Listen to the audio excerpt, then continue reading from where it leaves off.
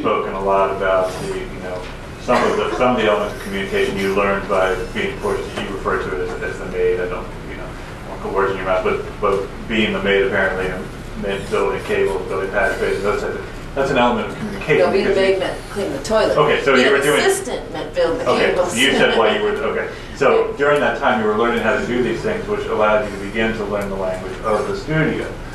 Learning the musical language is a different language, and it's all about being able to effectively communicate. And how does that impact on your success or failure with an artist? And I'm asking this question because I think that there are students out there that maybe question, why do I have to learn these things, be they musical notes or technical things? And I'm a big proponent of knowing those things for just what you're talking about, for communication. It's all communication there. I think if I stripped it down, the main thing that brought me any kind of success was the ability to communicate with an artist, with human beings, and be a diplomat in there, because it can go south really quick, and for one thing, you can get blamed very quickly for it going south, especially if it's not going well. Artists are mercurial. You're all obviously artists, or you wouldn't be in this room right now. You don't want it. It's real easy to hurt someone's feelings in there too by very quickly saying you're singing flat,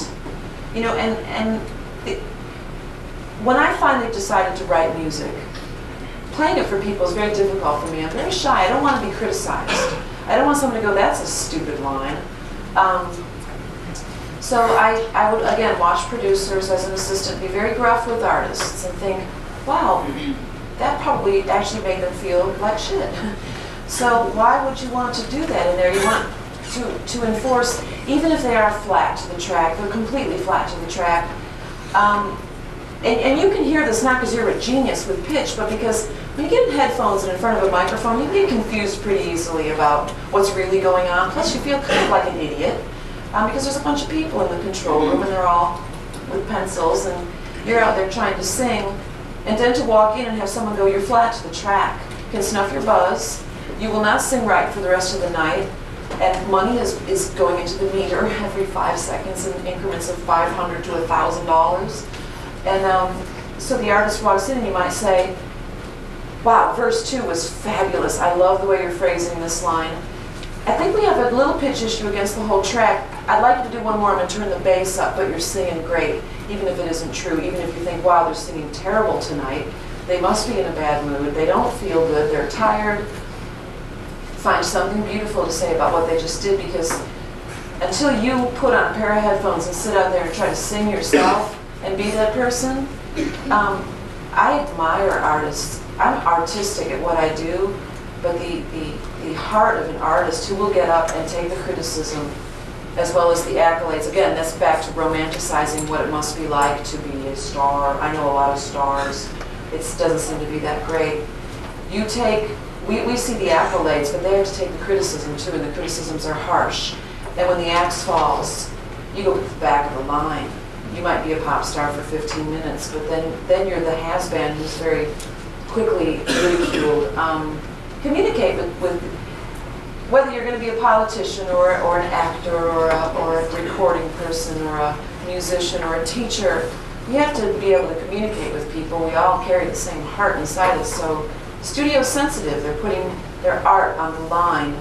In your hands, you can liken it to them handing you their child's hand for a moment. Not the life of their child. It's not that dramatic, but as if they said, could you watch my kid for a little while? I got to step out of the room. Their music is so valuable, and my life goes on when the record's over. I go on to another record, but you've left the artist with what they have to live with for years, and so you better be able to communicate in there. If you come off as snotty, if you come off as quarrelsome or defensive or boring or annoying in any way, people won't hire you. So you want to be likable. And I would say that, like, I would say that it is that distinction that makes you, the wonderful producer that you are. Okay? He's seen me in action. He's seen me when I go south too. Well, yeah, but I was paying the $500. That doesn't come. Right, George is like, let's put another. George, can we have $5 grand more, please? But I think that there aren't a whole lot of engineers that I've worked with that they get that drill, the psychologist drill, Yeah. right? And I think that is what makes a great producer, that ability to kind of suss up out of a room, and John, being a great producer, can speak to it, but and keep that energy. But that is, in my mind, I mean, and I don't want to harp on this differentiation between an engineer and a producer, because frankly, I don't think there is that much difference. But I think, you know, a great producer is able to do what you said, to be able to keep that momentum going, to be able to keep the artist, you know, to use the psychology. And I think that there's a lesson there. Just it's very